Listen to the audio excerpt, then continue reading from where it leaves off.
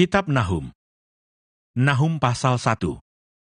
Judul: Ucapan ilahi tentang Niniwe, kitab penglihatan Nahum orang Elkos. Murka Tuhan. Tuhan itu Allah yang cemburu dan pembalas. Tuhan itu pembalas dan penuh kehangatan amarah. Tuhan itu pembalas kepada para lawannya dan penendam kepada para musuhnya. Tuhan itu panjang sabar dan besar kuasa, tetapi ia tidak sekali-kali membebaskan dari hukuman orang yang bersalah. Ia berjalan dalam puting beliung dan badai, dan awan adalah debu kakinya. Ia menghardik laut dan mengeringkannya, dan segala sungai dijadikannya kering. Basan dan Karmel menjadi merana, dan kembang Libanon menjadi layu. Gunung-gunung gemetar terhadap dia, dan bukit-bukit mencair. Bumi menjadi sunyi sepi di hadapannya. Dunia serta seluruh penduduknya. Siapakah yang tahan berdiri menghadapi geramnya? Dan siapakah yang tahan tegak terhadap murkanya yang bernyala-nyala? Kehangatan amarahnya tercurah seperti api, dan gunung-gunung batu menjadi roboh di hadapannya. Tuhan itu baik. Ia adalah tempat pengungsian pada waktu kesusahan. Ia mengenal orang-orang yang berlindung kepadanya, dan menyeberangkan mereka pada waktu banjir. Ia menghabisi sama sekali orang-orang yang bangkit melawan dia, dan musuhnya dihalaunya ke dalam gelap. Firman Tuhan kepada Yehuda dan Niniwe. Apakah maksudmu menentang Tuhan? Ia akan menghabisi sama sekali. Kesengsaraan tidak akan timbul dua kali. Sebab mereka pun akan lenyap, seperti duri yang berjalin-jalin, dimakan habis seperti jerami kering. Bukankah daripadamu muncul orang yang merancang kejahatan terhadap Tuhan? Orang yang memberi nasihat dursila. Beginilah firman Tuhan. Sekalipun mereka utuh dan begitu banyak jumlahnya, tetapi mereka akan hilang terbabat dan mati binasa. Sekalipun aku telah merendahkan engkau, tetapi aku tidak akan merendahkan engkau lagi. Sekarang, aku akan mematahkan gandarnya yang memberati engkau, dan akan memutuskan belenggu-belenggu yang mengikat engkau. Terhadap engkau inilah perintah Tuhan. Tidak akan ada lagi keturunan dengan namamu. Dari rumah Allahmu aku akan melenyapkan patung pahatan dan patung tuangan. Kuburmu akan kusediakan, sebab engkau hina. Lihatlah, di atas gunung-gunung berjalan orang yang membawa berita, yang mengabarkan berita damai sejahtera. Rayakanlah hari rayamu, hai Yehuda. Bayarlah nazarmu, sebab tidak akan datang lagi orang dursila menyerang engkau. Ia telah dilenyapkan sama sekali. Nahum pasal 2. Pembongkar maju terhadap engkau. Adakan penjagaan di benteng, mengintailah di jalan. Ikatlah pinggangmu teguh-teguh. Kumpulkanlah segala kekuatan. Sungguh, Tuhan memulihkan kebanggaan Yakub, seperti kebanggaan Israel, sebab perusak telah merusakkannya dan telah membinasakan carang-carangnya. Musuh merusakkan Niniwe. Perisai para pahlawannya berwarna merah, prajuritnya berpakaian kirmisi, kereta berkilat-kilat seperti api suluh. Pada hari ia melengkapinya, dan kuda-kuda penuh gelisah. Kereta melaju galak di jalan, kejar mengejar di lapangan. Kelihatannya seperti suluh, berpacu seperti kilat. Pasukan-pasukan istimewa dikerahkan. Mereka tersandung jatuh di waktu berjalan maju. Mereka lari terburu-buru ke arah tembok kota, sedang alat pendobrak sudah ditegakkan.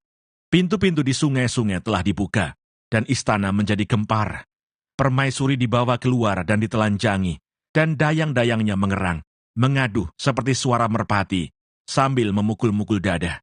Niniwe sendiri seperti kolam air yang airnya mengalir keluar. Berhenti, berhenti, teriak orang. Tetapi tidak ada yang berpaling. Jarahlah perak, jarahlah emas, sebab tidak berkesudahan persediaan harta benda.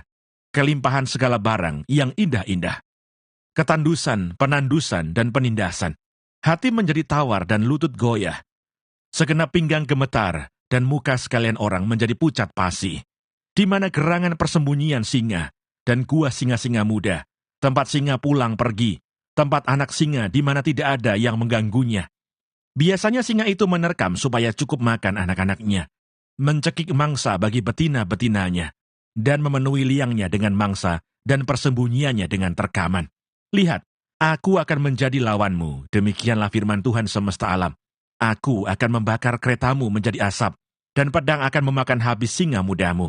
Aku akan melenyapkan mangsamu dari atas bumi, dan suara utusan-utusanmu tidak akan terdengar lagi. Nahum pasal 3. Hukuman atas Niniwe. Celakalah kota penumpah darah itu. Seluruhnya dusta belaka, penuh dengan perampasan, dan tidak henti-hentinya penerkaman. Dengar, lecut cambuk dan derak-derik roda. Dengar, kuda lari menderap dan kereta meloncat-loncat. Pasukan berkuda menyerang, pedang bernyala-nyala, dan tombak berkilat-kilat. Banyak yang mati terbunuh dan bangkai bertimbun-timbun. Tidak habis-habisnya mayat-mayat. Orang tersandung jatuh pada mayat-mayat. Semuanya karena banyaknya persundalan si perempuan sundal, yang cantik parasnya dan ahli dalam sihir, yang memperdayakan bangsa-bangsa dengan persundalannya, dan kaum-kaum dengan sihirnya.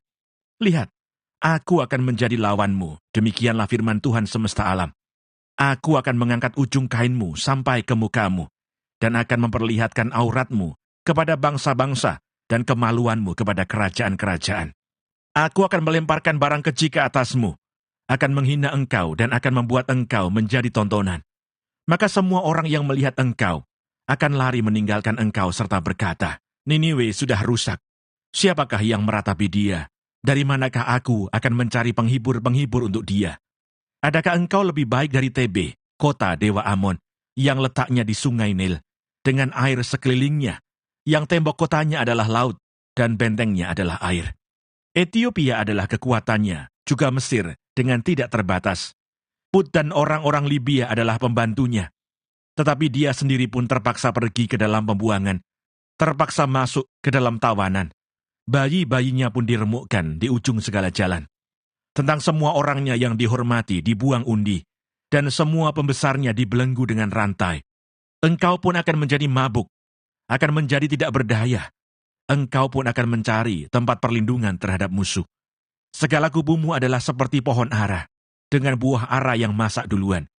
Jika diayunkan, maka jatuhlah buahnya ke dalam mulut orang yang hendak memakannya. Sesungguhnya, laskar yang di tengah-tengahmu itu adalah perempuan-perempuan. Pintu-pintu gerbang negerimu terbuka lebar-lebar untuk musuhmu. Api telah memakan habis palang pintumu. Timbalah air menghadapi pengepungan. Perkuatlah kubu-kubumu, pijaklah lumpur, injaklah tanah liat, peganglah acuan batu bata. Di sana api akan memakan engkau habis. Pedang akan membabat engkau, akan memakan engkau seperti belalang pelompat.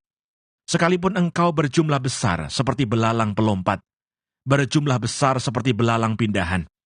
Sekalipun kau perbanyak orang-orang dagangmu, lebih dari bintang-bintang di langit.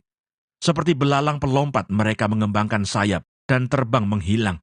Sekalipun para penjagamu seperti belalang pindahan, dan para pegawaimu seperti kawanan belalang, yang hingga pada tembok-tembok pada waktu dingin. Namun jika matahari terbit mereka lari menghilang, tidak ketahuan tempatnya. Celaka, alangkah terlelapnya para gembalamu, hai Raja negeri Asyur. Para pemukamu tertidur, laskarmu berserak-serak di gunung-gunung, dan tidak ada yang mengumpulkan. Tiada pengobatan untuk cederamu, lukamu tidak tersembuhkan. Semua orang yang mendengar tentang engkau bertepuk tangan karena engkau, sebab kepada siapakah tidak tertimpa perbuatan jahatmu terus-menerus.